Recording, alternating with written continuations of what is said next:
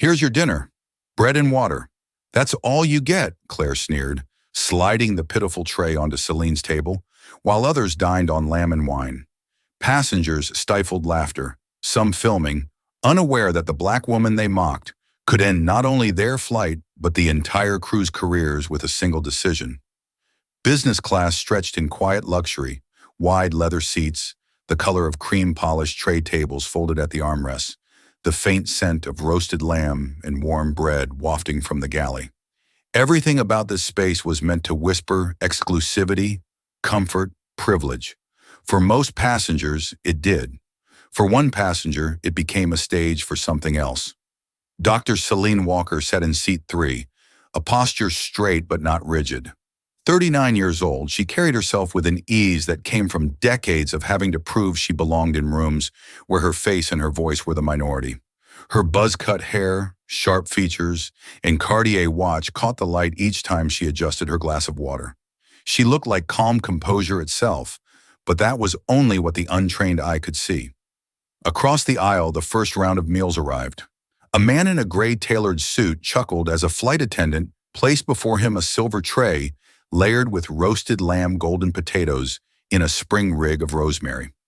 The aroma of wine sauce rose, mixing with the yeasty perfume of bread, rolls warming in baskets. The attendant leaned in with a smile as if presenting a crown. The man tapped his fork and took a sip of Bordeaux and smirked toward the aisle. Celine waited. She had no reason to expect anything different. She had booked this flight under her company's corporate contract, one of the airline's largest accounts. Her team was scattered across business class and premium economy, some already tapping laptops, others slipping on noise, answering headsets. She folded her hands, listening to the rustle of napkins and the muted clink of cutlery. Then Claire Whitfield appeared, lead attendant. Blonde hair pulled tight in a bun navy uniform, crisp against the cabin light. In her hand, a tray balanced almost carelessly. On it, a single slice of plain white bread, a glass of lukewarm water, nothing else. Claire stopped at Selena's seat, leaned slightly, and placed the tray down with the kind of mechanical grace reserved for disposable gestures. No introduction, no smile. Celine blinked once, her eyes lowered to the pale slice of bread. The water glass sweated onto the linen cloth. She looked back up. "Excuse me," she said evenly. Her voice carried calm but impossible to ignore. "Is this my meal?" Claire's lips curved, not in politeness, but in something sharper. "That's what's available for you tonight?" It took less than 90 seconds for the insult to be complete. Behind Celine, a few passengers shifted. One man stifled a laugh. Another angled his phone upward, pretending to scroll. But the little lens at the top corner gleamed red, already recording. The discrimination wasn't hidden. It was right there on the tray. Bread and water for a woman who had paid for first class. Bread and water for a black woman in a space where her presence was already rare. Celine glanced to her right. The man in the gray suit across the aisle cut into his lamb juices, bleeding across porcelain. He caught her eyes, smirked, and raised his wineglass in a mocking salute. Claire tilted her head, feigning sympathy. "If it's not to your liking," she added, her voice sliding into condescension, "you can wait until we have spares." She lingered on the word, letting it hang like a verdict. "You are not first-class material." She has no idea that the woman she just dismissed holds contracts that could shake her airline to its core. Celine inhaled slowly, then exhaled the kind of measured breath that masked heat beneath steel. Her fingers brushed the rim of the water glass. She lifted it, sipped once, and set it back down without comment. But her eyes said everything. Claire caught the look, and for a fraction of a second, something in her faltered. Then pride surged, and she straightened her shoulders, smirk still etched. She turned away, already reaching for another tray. 2 rows back, a younger traveler whispered too loudly, "Why just bread? Isn't she in first class too?" His companion shrugged. "Maybe not supposed to be here. Doesn't look like the others." Celine heard. She always heard. The man in 4B leaned forward, amusement glittering in his eyes. His phone, still recording, caught the whole exchange. The bread, the smirk, the silence. He wasn't filming for justice. He was filming for entertainment. He thought he was capturing a minor spectacle. He had no idea he was about to upload the opening scene of a corporate earthquake. This decision will cost more than Claire could ever imagine. Celine leaned back against her seat, calm, collected, calculating. She broke the slice of bread in half, set it neatly back onto the tray, then folded her hands together. She didn't raise her voice. She didn't argue. She let the humiliation hang in the air like a storm cloud. Because storms do their best work in silence before the thunder comes. Across the aisle, the suited man carved another bite of lamb, savoring it with exaggerated pleasure. His laughter joined the low hum of the engines. Claire continued down the aisle, her posture radiating smugness. The other attendants avoided Celine's eyes. Not one offered correction, not one intervened. Silence became complicity. Have you ever sat somewhere you paid for only to feel the entire room decide you didn't belong? That was seat 3A tonight. Celine's gaze shifted toward the faint reflection in the polished window. A woman in power suits, glass and hand bray on her tray. To others, a passenger. To herself, a memory. In that moment, flashes from her past rose unbidden. The conference 10 years ago when an investor mistook her for an assistant instead of the founder. The hotel lobby where staff handed her valet tickets without asking if she was checking in. The boardroom where her patents were doubted until a white male colleague repeated her words. Each memory was a shard. Tonight, Claire pressed those shards deeper. Celine's jaw tightened, but she remained still, outwardly composed, inwardly burning. The phone in 4B vibrated. The man glanced down. Uploading, the status bar read, 30%, then 50, then complete. He smirked and tucked the phone into his pocket. The clip was already moving beyond the cabin, bouncing through cell towers, climbing onto feeds where hundreds of thousands of eyes would soon see breadwater and quiet defiance. She has no idea the ripple effect is already moving. Celine's phone rested on her armrest, black screen reflecting her face. She didn't touch it yet, not now. Timing was everything. Another attendant approached the man across the aisle, refilling his wine with ceremony. No one came near Celine's table. The bread remained untouched. The water grew warmer, but the silence around her was not weakness. It was a blade being sharpened. Celine lifted her chin, eyes following Claire as she worked her way down the aisle. For the briefest moment, Claire turned back. Their eyes locked again. Celine's stare was unflinching cold steel and velvet silence. Claire looked away first. The hum of the aircraft continued, but the air in business class had changed. Passengers whispered, phones hovered. Some smirked, others frowned, but no one missed the imbalance on display. Celine sat unmoving every second, adding weight to the moment. A calm presence in a storm she had not started, but one she was fully prepared to end.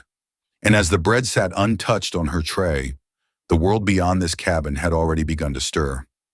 The bread remained untouched. The water glass had grown tepid condensation, sliding in slow trails across Celine's tray. Around her, the cabin hummed with forced, normally cutlery, striking porcelain, muffled laughter, the metallic hiss of cartwheels rolling down the aisle. But the silence around seat 3A was no longer simple quiet. It was loaded, watching, recording, waiting. 2 rows behind the young man in 4B lowered his phone and smiled faintly. The upload bar had flashed green seconds earlier. 15 seconds of footage, the attendant sneer, the bread and water, the calm stare of the woman who hadn't raised her voice. He hadn't added commentary. He hadn't needed to. The images spoke louder than words. By the time the aircraft pierced through jet ream winds over the Atlantic, the clip was already racing through cell towers. TikTok's algorithm seized it, slotted it between dance routines and comedy skits, feeding it to millions. The title was blunt. First class only if you look the part. 300,000 views before the cart reached row 5. Celine closed her eyes, posture, still perfect earbuds resting, but silent. She wasn't sleeping. She was listening to whispers drifting like smoke around her. She must have booked last minute. No way she belongs up here. Bread and water. That's humiliating. Every syllable added weight to the silence she carried.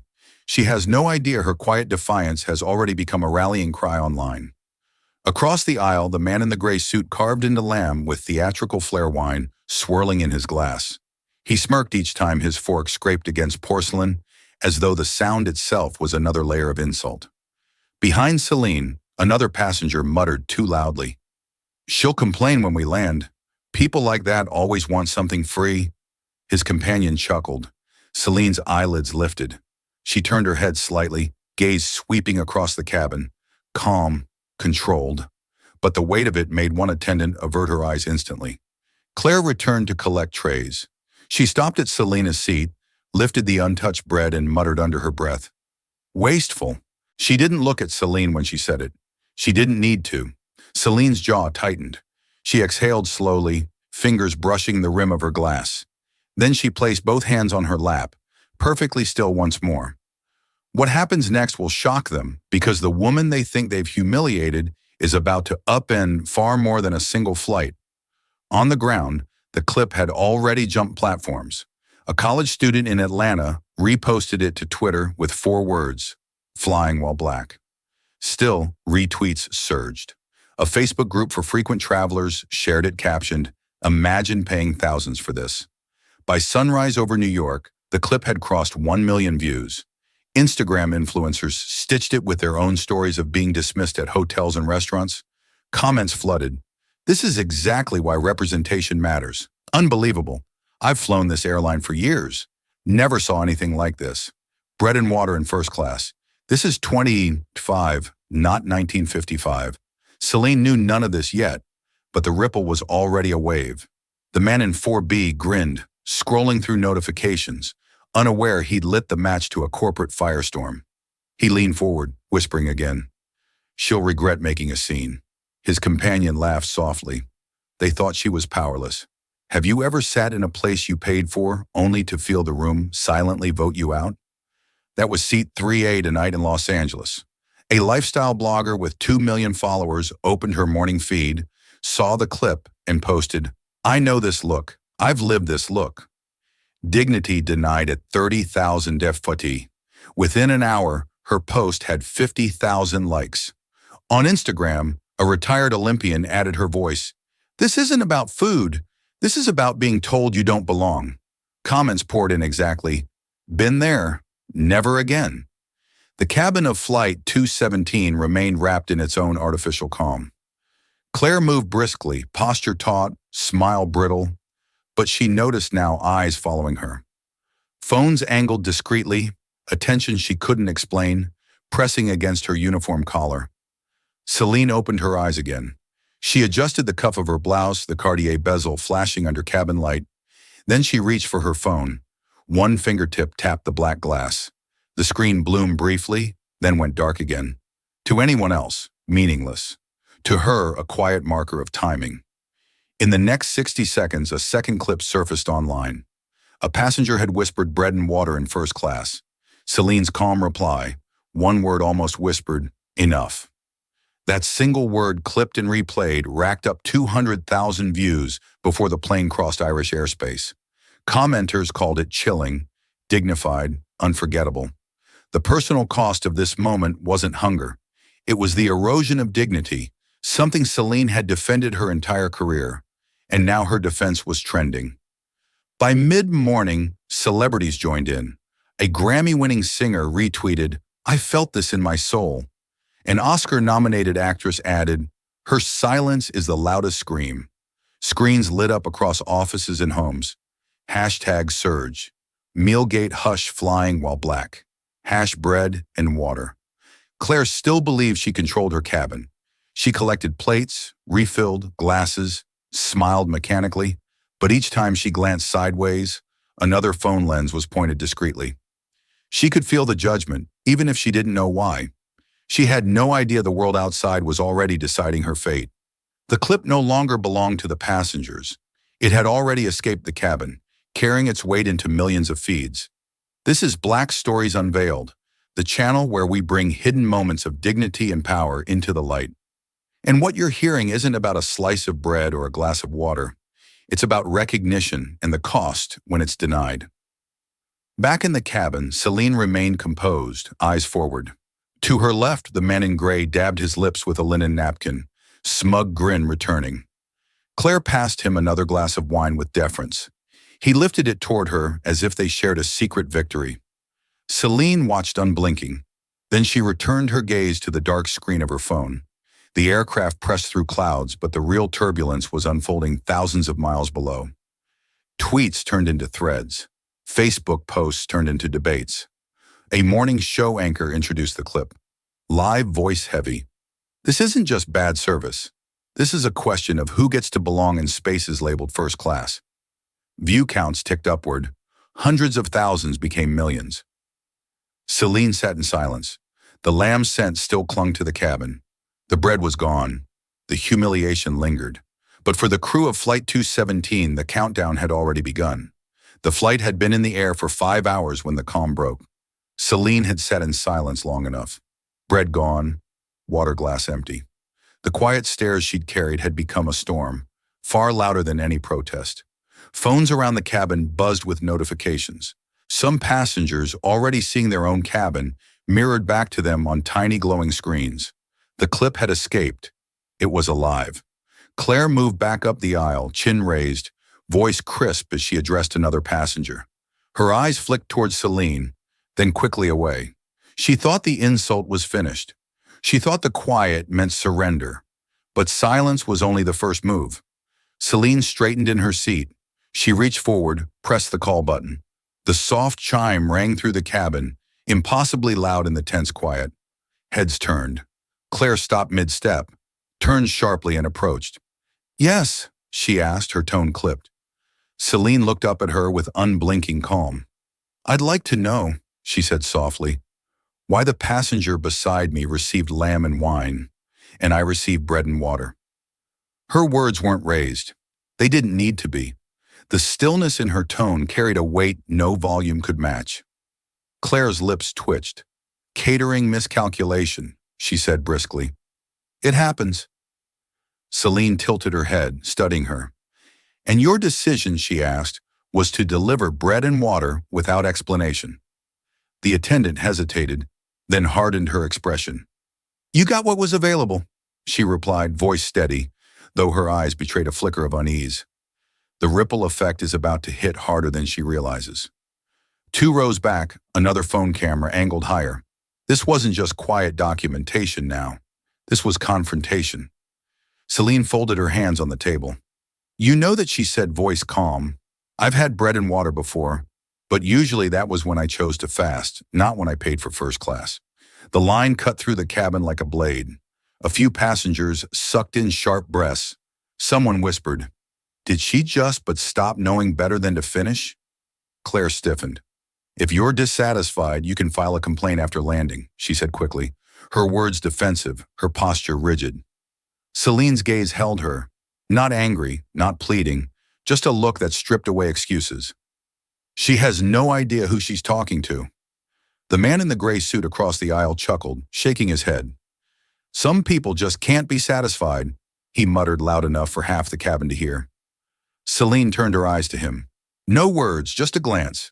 The kind of glance that, in a boardroom, ended careers. He shifted in his seat, the laughter faltering. Claire cleared her throat, tried to recover authority.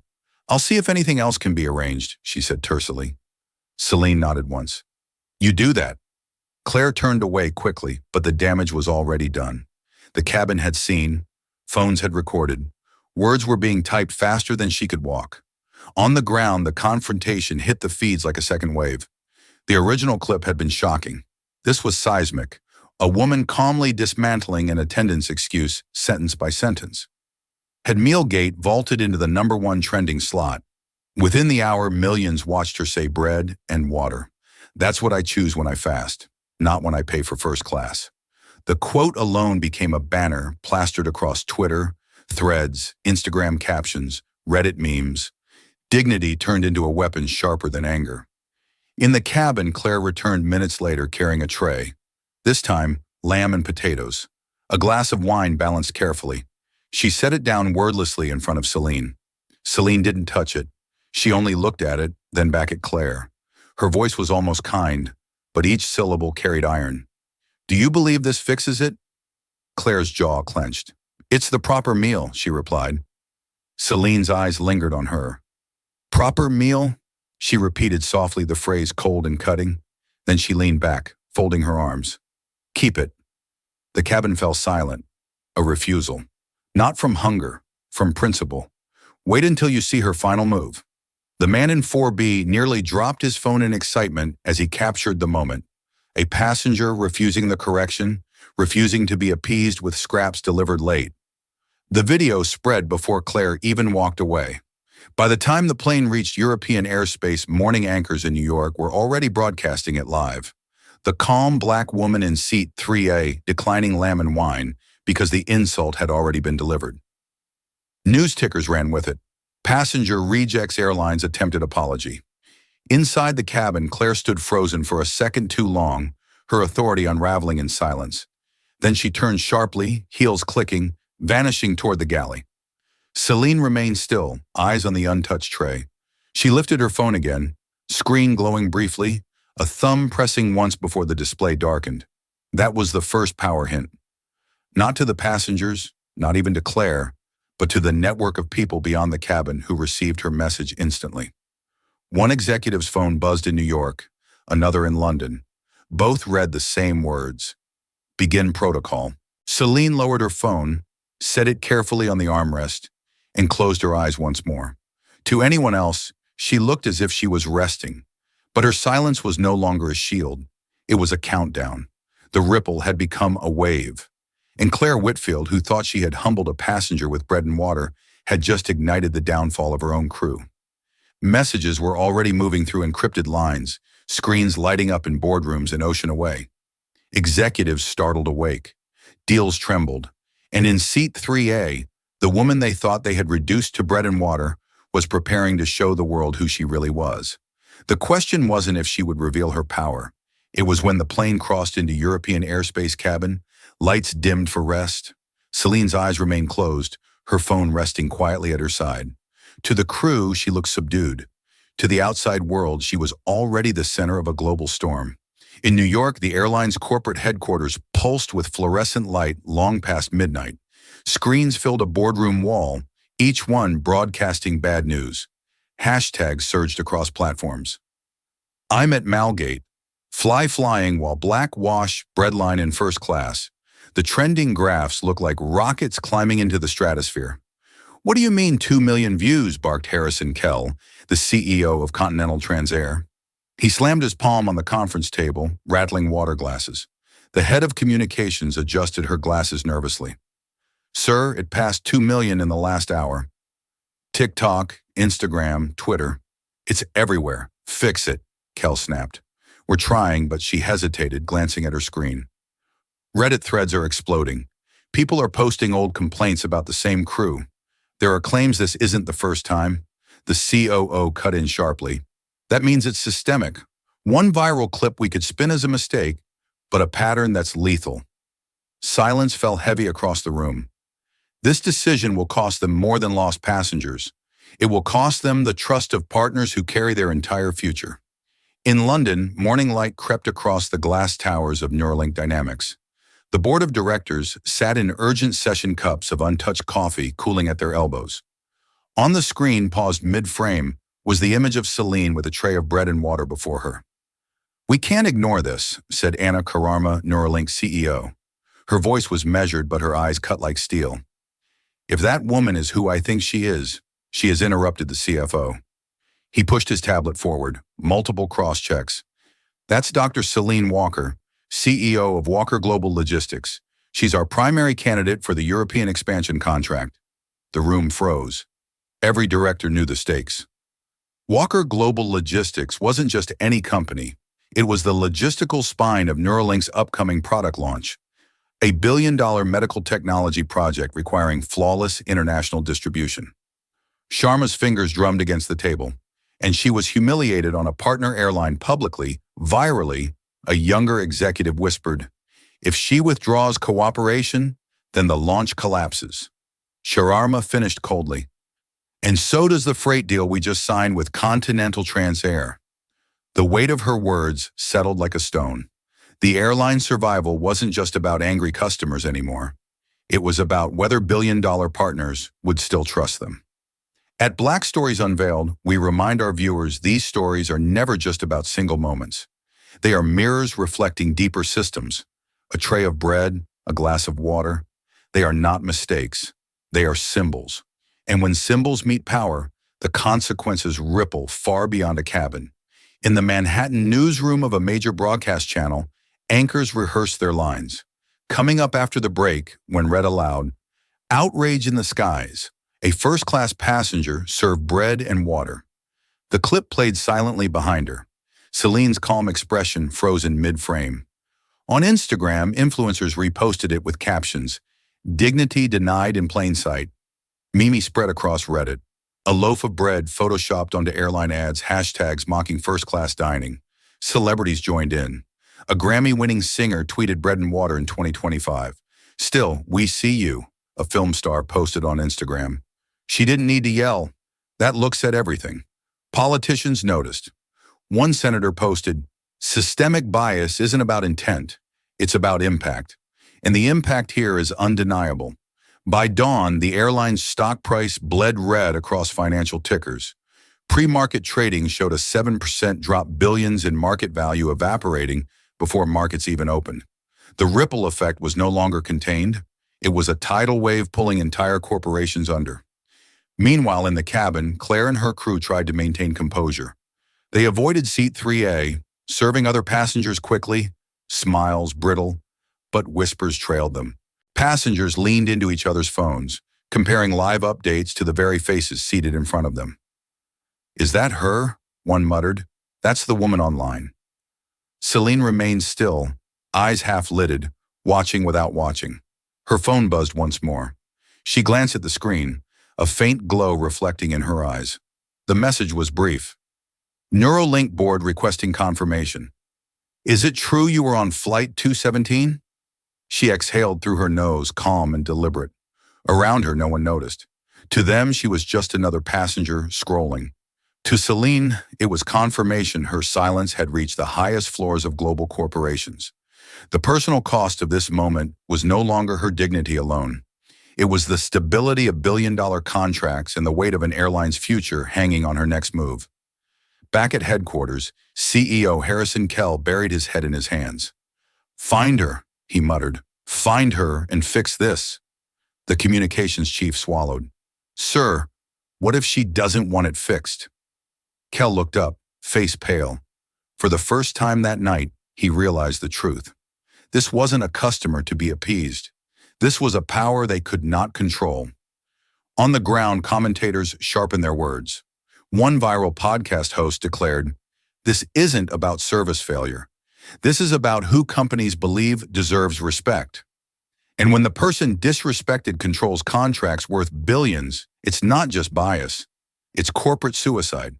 Reddit threads connected dots, pulling up Walker Global Logistics, speculating about Celine's role. Twitter exploded with theories. She's more powerful than they know. This isn't random. In living rooms, offices, cafes, people replayed the clip, mesmerized by her refusal to take the meal later offered. A refusal that said, "Some wounds can't be bandaged." And in a suite above London's Temps Neuralink CEO, Anna Kararma, typed an urgent message, "Confirm if Dr. Walker was on that flight." Immediately, the plane continued its path eastward. Celine sat composed, trade table clear, phone face down once more. To the crew, she looked harmless. To the outside world, her identity had become the question on which billions now balanced. The storm had already claimed public trust. Next, it threatened corporate alliances. And when the plane landed, there would be no way to hide. The world was about to learn exactly who the woman in seat 3A really was. The wheels kissed the runway with a low, vibrating thud. Passengers exhaled in unison. The long transatlantic crossing finally behind them. But for seat 3A, the landing wasn't an ending. It was ignition. As the aircraft taxied toward the gate, phones reconnected to networks. A symphony of chimes rang across the cabin as notifications flooded in. The bread and water clip, the confrontation, the refusal, all of it had reached tens of millions overnight. Passengers scrolled their eyes, darting between their screens, and the quiet woman sitting 3 rows ahead. "She's everywhere," someone whispered. "Look, that's her. That's seat 3A." Claire stiffened her uniform, suddenly feeling too tight. She glanced towards Celine, but quickly looked away. Every movement now carried the weight of scrutiny. Recorded, uploaded, judged. Celine remained perfectly still, hands folded on her lap, but her phone buzzed again. She glanced down. The message was unmistakable, Neuralink confirmed. Media request flooding. Prepare statement. She exhaled slowly as if centering herself. The time for silence had ended. The doors opened with a metallic hiss. Passengers surged forward, eager to disembark. Outside the jet bridge, chaos reigned. Cameras flashed. Reporters shouted questions over each other. Dr. Walker, is it true you were denied a meal in first class? Are you pulling your corporate contracts? The reveal had already begun. Celine stepped into the light. No hesitation, no rush. Her presence alone quieted the frenzy for a beat. She was no longer anonymous, no longer the woman in seat 3A. She was Dr. Celine Walker, CEO of Walker Global Logistics, the Fortune 500 powerhouse that controlled billion-dollar supply lines across continents. She has no idea. Declare the crew, the airline itself. None of them had any idea they had humiliated the very partner, holding their future in her hands. Celine raised a hand gently, palm outward, commanding silence without a word. My microphone stretched forward. Last night she began, her voice low, but caring. I was served bread and water in a cabin that promised dignity and care. That moment was not about hunger. It was about assumption. It was about who you believe belongs. Her gaze swept across the cameras, unwavering. Walker Global Logistics holds contracts with airlines across the world, including this one. And after last night, those contracts are under review. Gasps rippled through the crowd. Reporters shouted questions. Celine continued calmly. Every syllable weighted. This decision will cost more than one meal. It will cost millions in revenue and billions in trust. Because prejudice is not a service failure, it is a business failure. The words detonated across newsrooms instantly. Clips replayed live on CNN, NBC Nightly News, and The Today Show. By midday, headlines screamed, Fortune 500 CEO humiliated in first-class airline faces collapse. On Wall Street, trading screens bled red. Continental Transair's stock plunged 12% by noon, erasing nearly $4 billion in market value. Analysts compared it to a corporate earthquake. The ripple effect was about to reshape the industry itself. Back at headquarters, CEO Harrison Kell's face turned ashen as Celine's statement played live on every monitor. Contracts under review, he repeated numbly. She controls 3 of our largest freight deals. If we lose her, Neuralink pulls out in all and we collapse. The CFO finished grimly. The boardroom erupted in panic. Executives shouted solutions, apologies, desperate offers. But none mattered. The decision was no longer theirs. It belonged to the woman they had dismissed with bread and water. Meanwhile, on Twitter, Celine's calm words trended globally. Mimi's transformed her statement into rallying cries. Screenshots of her face, composed and resolute, circulated with captions, "Prejudice isn't a service failure, it's a business failure." Civil rights advocates praised her. Investors warned of consequences. Ordinary travelers flooded feeds with their own stories of dismissal and disrespect. One viral post read, "She didn't yell, she didn't threaten. She just reminded them that when you disrespect, power responds." At Neuralink's headquarters, relief flickered across the boardroom. Their CEO spoke softly. "She's not pulling out of our partnership. She's signaling leverage. That means we still have her." But others knew better. Her signal wasn't just leverage. It was a warning the airline had crossed a line, and survival depended on systemic change, not quick apologies. Claire stood in the crew corridor, face pale, hands trembling, as her supervisor barked into a phone.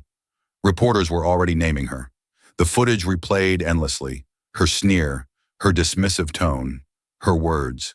Her world collapsed in real time. In Celine's world, it expanded because power once revealed doesn't shrink back into silence. By evening, Celine's image filled screens across the globe.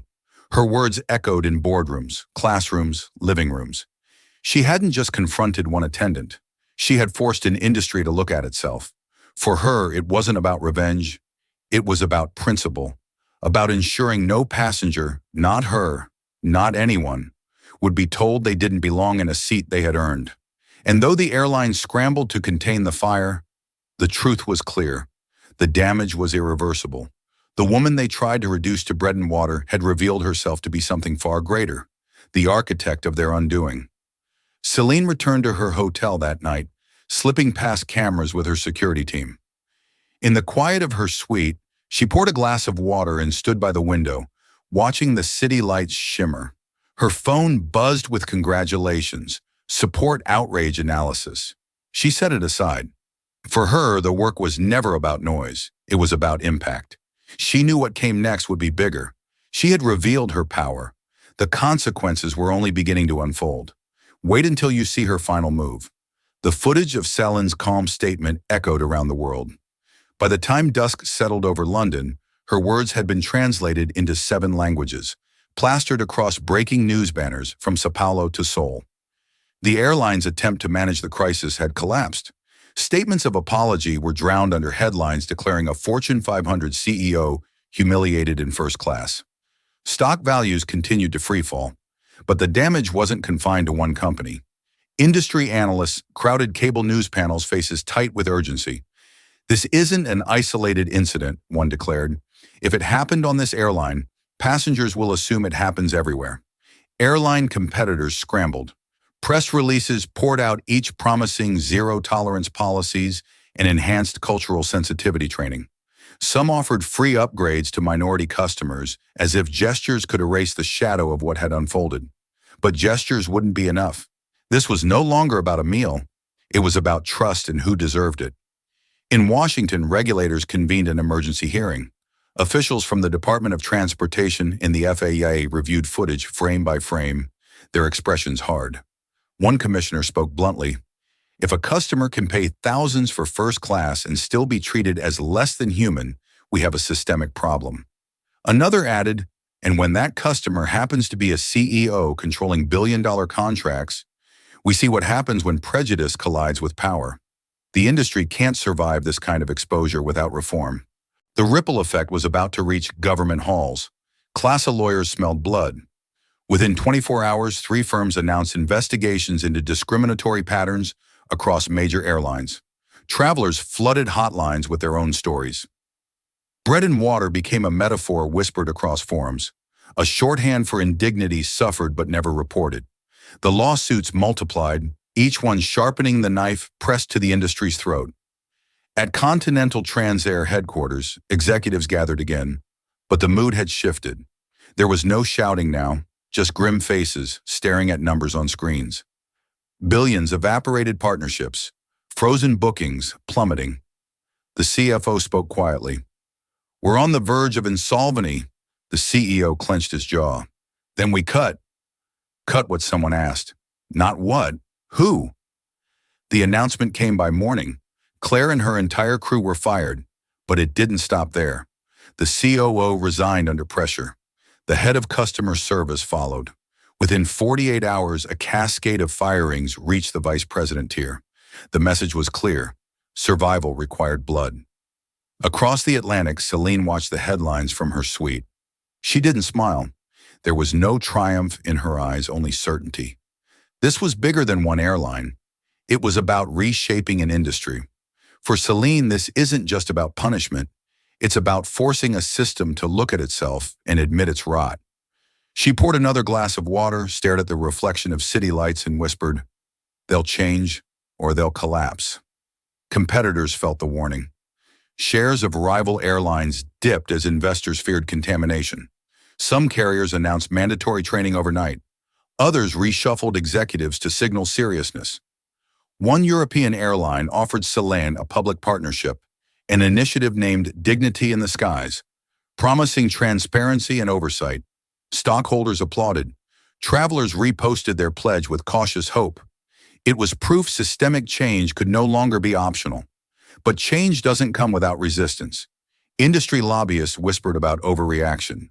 Anonymous sources claimed the issue was blown out of proportion, but their words carried little weight against the roar of the public because the world had seen the bread, the water, the stare, and no argument could erase it. Civil rights groups marched at airports across major cities. Signs read, "We belong in first class too." Crowds chanted Celine's words, "Prejudice isn't a service failure, it's a business failure."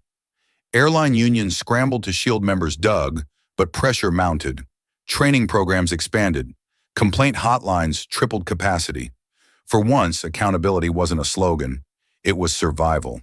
News anchors summarized it starkly. One passenger's silence became an industry's reckoning. Celine's image, buzz-cut, hair, unwavering gaze filled magazine covers. Analysts called her the accidental reformer. Activists called her a mirror.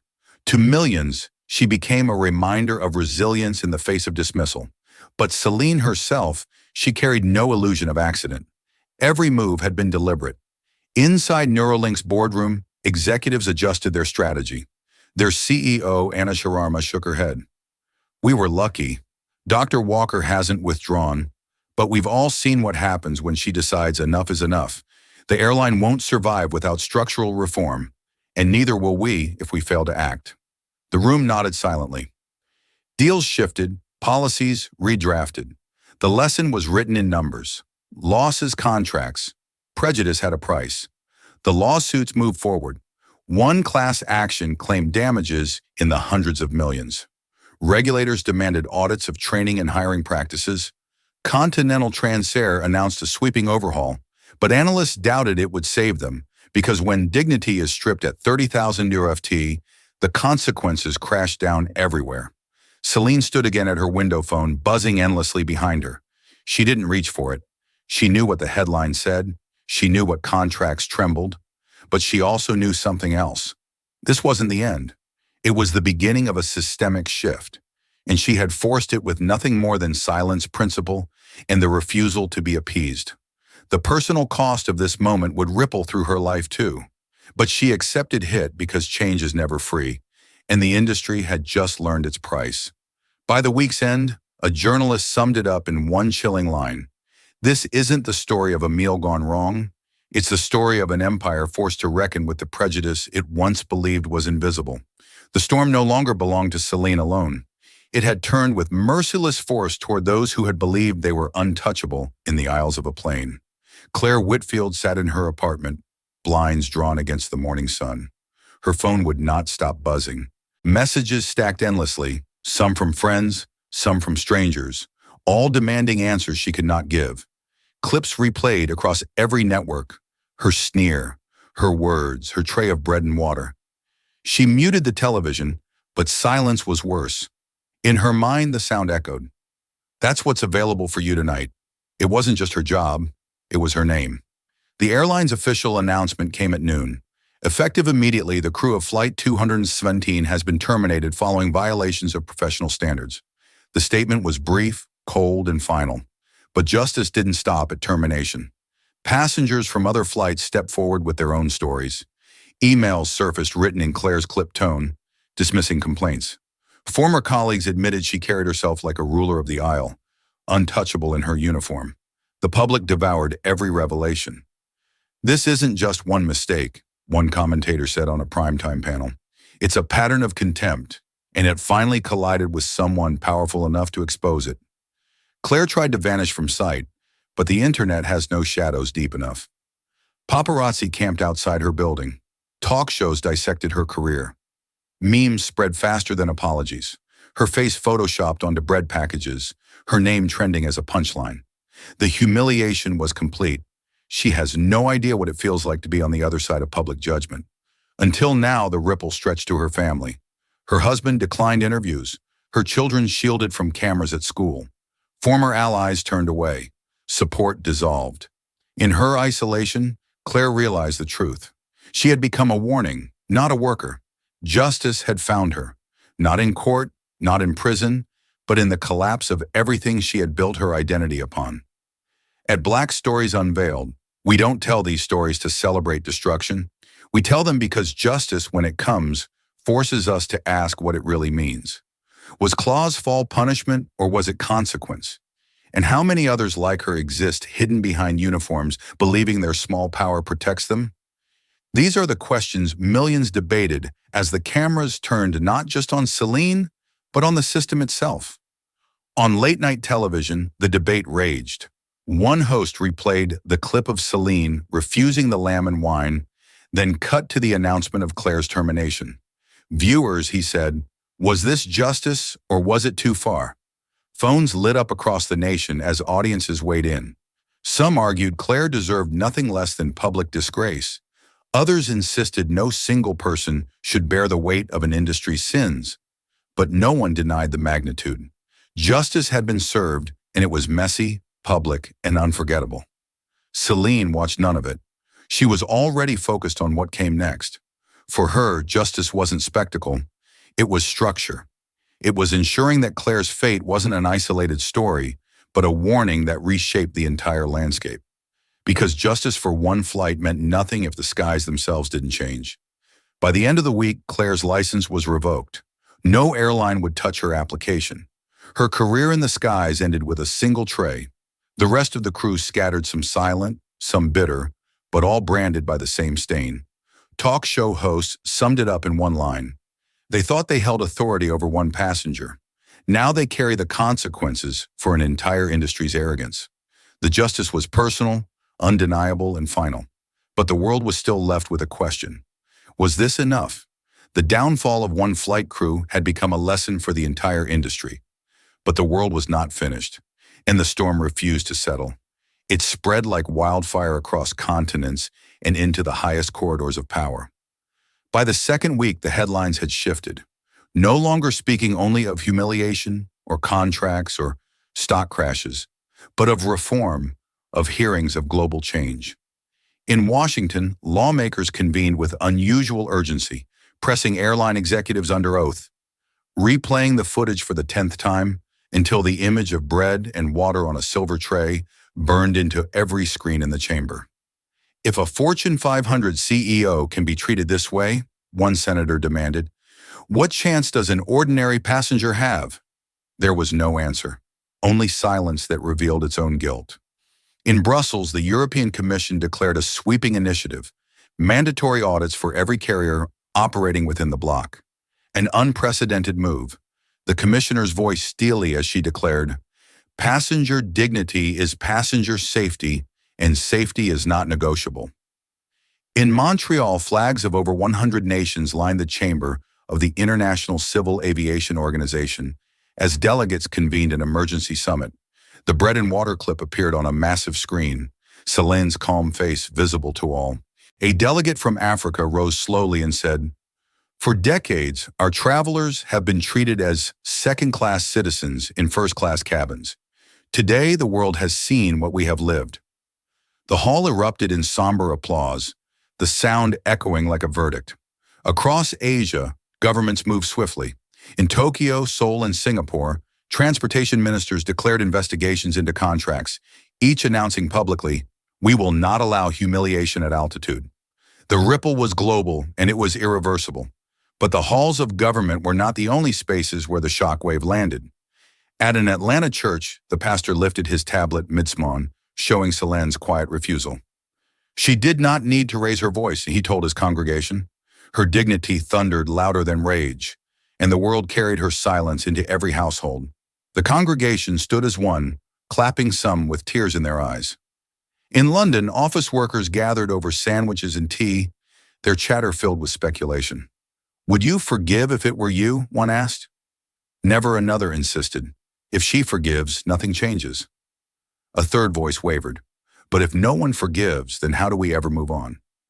At university, students organize teachings, their voices filling lecture halls as they discuss structural discrimination and the price of silence. Flyers appeared on bulletin boards. Justice is not optional. Belonging is not negotiable. Hashtags bloomed. Seats for all want or dignity at 30K feet echoing across Instagram and Twitter, while family dinner tables buzzed with debate. Mothers told their daughters that's what it means to hold your ground. Fathers told sons respect is not a courtesy, it is a right. Meanwhile, the industry scrambled to survive. Lufthansa pledged independent oversight boards. Emirates announced audits. Delta promised mandatory training with public reports. Their stock values stabilized as investors rewarded swift response. Continental Transair, paralyzed and guilty, continued to bleed red on trading floors. The lawsuits multiplied, each more damaging than the last. Lawyers demanded hundreds of millions in damages, not for one passenger, but for a culture that had persisted for decades. Judges nodded gravely, the phrase systemic contempt repeated like a refrain in court filings. And yet, at the center of it all, Celine lived quietly. She refused interviews, declined panel invitations, ignored the cacophony of pundits. She moved between her office and hotel suites with the same calm precision she had shown in seat 3A. But behind her silence, thoughts stirred. One evening in Paris, she stood at the window, the Eiffel Tower glittering in the distance, a glass of water in her hand. The reflection staring back at her showed both triumph and weariness. Memories rose unbidden. At 20, stopped by a hotel guard who assumed she was lost, told to use the service entrance. At 25, pitching a revolutionary logistics model, ignored until a male colleague repeated her idea word for word and received applause. Each memory was a wound she had carried quietly, each one hardening her resolve. And always she heard her mother's voice. Power isn't how you strike. Power is when you decide not to. Now those words haunted her. The world wasn't just watching her victory. The world was waiting for her choice. Talk shows argued it nightly. Justice has been served, one host said. But the question now, will she extend grace or let the fire burn? Panels split evenly. Hashtags battled. No mercy against choose grace. Editorials filled column inches. The New York Times asked, "Does mercy weaken justice?" The Guardian countered, "Mercy can be the sharpest form of justice." Every debate circled back to Celine. Every sentence ended with her name. Her advisors urged aggression. "The industry is on its knees," they told her. "Press harder. Finish this. Leave no room for retreat." Celine listened, then dismissed them with a wave of her hand. She returned to the window, staring at Paris, shimmering. She thought of Claire, disgraced, vilified, pleading in a trembling interview that went viral for all the wrong reasons. She thought of the crew scattered, nameless, marked forever by one flight. And she thought of herself composed in seat 3A, refusing not only bread, but the easy appeasement of lamb and wine. The question clawed at her. Would mercy dilute the movement or preserve it? Would vengeance be remembered as justice or as cruelty? Could she allow space for rehabilitation? Or had the time for second chances already expired? The debate was no longer in studios or parliaments. It was inside her own chest where her mother's words pressed hard against the echo of millions of voices calling for no mercy. For Celine, the personal cost of this moment was no longer measured in contracts, dollars, or headlines. It was measured in legacy. Whatever she chose would define not just her, but the memory of this movement for generations. She whispered into the silence of her suite, "The choice is mine." And with those words, the world leaned forward, waiting, breath held. The city was alive with questions when Celine finally stepped into the hall. It was a press conference unlike any other rows of cameras. Dozens of microphones, journalists pressed shoulder to shoulder, their pens already poised. She wore no extravagant armor, only a dark tailored suit that framed her presence with simplicity, her buzz cut gleaming under the white lights. Silence fell as she approached the podium. For 2 weeks, the world had waited, arguing in living rooms, debating on talk shows, filling pages of editorials. Would she forgive or would she deliver the final blow? The answer hovered in the air like electricity, heavy, expectant, unbearable. She placed her glass of water on the podium, her fingers resting lightly against the stem. She looked at the crowd without blinking, without a trace of hesitation, and when she spoke, the words cut through the silence like steel. "The industry has asked me if I will forgive," she said. "Executives have asked if I will accept apologies. Commentators have asked if I will soften. Families have asked if I will let this pass. My answer is simple. No." Gasps filled the hall. Some scribbled furiously. Others froze, pens motionless, stunned. Celine continued her tone, still calm, but each syllable ringing louder. "Mercy belongs where mistakes are made in ignorance. Mercy belongs where there is recognition, where change begins at the root. But on Flight 217, what I faced was not ignorance. It was contempt. It was arrogance sharpened by repetition. It was a culture that had been warned, reported, documented, and ignored. I will not forgive contempt. The words detonated across the room, across feeds across the world. Social media exploded instantly. No mercy surged, climbing past 1 million posts in less than an hour. Screens across continents replayed her voice again and again. I will not forgive contempt. At headquarters, Continental Transair executives collapsed into their seats as the broadcast played. Some buried their heads in their hands. Others shouted for legal teams. The market reacted in real-time, stock plunging another 12%. Partners froze deals. Neuralink's board confirmed what they had already decided: the freight contract was withdrawn. The airline was left exposed to contracts evaporating like sand through fingers. For Celine, it wasn't vengeance. It was inevitability. She had warned them with her silence, with her refusal, with her calm. Now she was drawing the line where it could never be blurred. But the aftermath stretched beyond boardrooms. In churches, congregations debated whether her refusal to forgive was a sign of divine justice or human hardness. In office lunchrooms, workers argued whether she had gone too far, whether she should have left room for rehabilitation. Talk show hosts argued until midnight, some praising her clarity, others condemning her inflexibility. The world divided, and in that division lay the power of her choice, because she had made everyone confront their own threshold. When does grace end? And when does principle demand a wall? Claire Whitfield, sitting in her dim apartment, watched the press conference on a flickering television. Her face, once anonymous, was now a symbol of arrogance. Her hands shook as Celine's words were played. I will not forgive contempt. Tears streaked her face, but the world outside her window had no sympathy left to give. Celine left the podium without flourish. She did not smile, did not wave. She returned to her suite, poured another glass of water, and sat at the window. The city glowed beneath her, indifferent yet transformed. She had chosen principle over mercy, clarity over ambiguity. She knew history would judge her. Some would call her ruthless. Others would call her revolutionary. She accepted both because legacy is not shaped by pleasing all voices. It is shaped by the courage to hold one line even when the world begs you to bend. And so the industry shifted.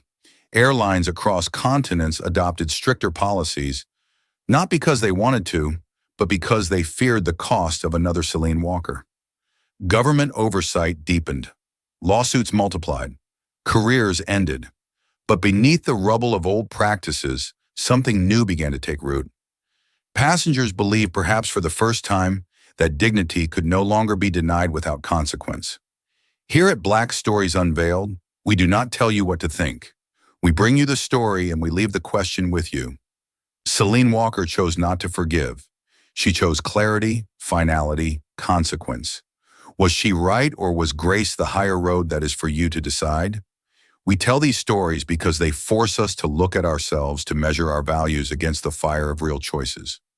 Celine's legacy was sealed that night, not as a saint of forgiveness, not as a tyrant of revenge, but as a woman who refused to be silenced, refused to be appeased, refused to carry contempt as if it were harmless. She left the industry shaken, left her name etched into history, left the world divided and yet compelled. Because whether you agreed or disagreed, you could not look away. Her mother's words echoed one last time in her mind. Power isn't how you strike. Power is when you decide not to. And Celine, with unflinching certainty, had decided that this time she would strike. The cameras replayed her words well into the night. Millions argued online. Comment sections split. Hashtags battled, families debated at dinner tables. The world leaned forward together, caught between admiration and unease. And one question lingered long after the microphones were switched off. If the choice had been yours, would you have chosen mercy or drawn the line as she?